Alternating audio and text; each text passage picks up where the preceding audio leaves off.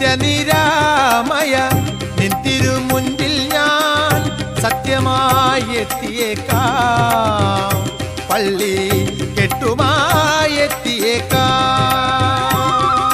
പോരും വഴി നിന്റെ തോഴന വാവരു സ്വാമിയെ വണങ്ങി വന്ദനം ചെയ്ത് ചന്ദനം ചാർത്തി പേട്ടയും തുള്ളിടേണം.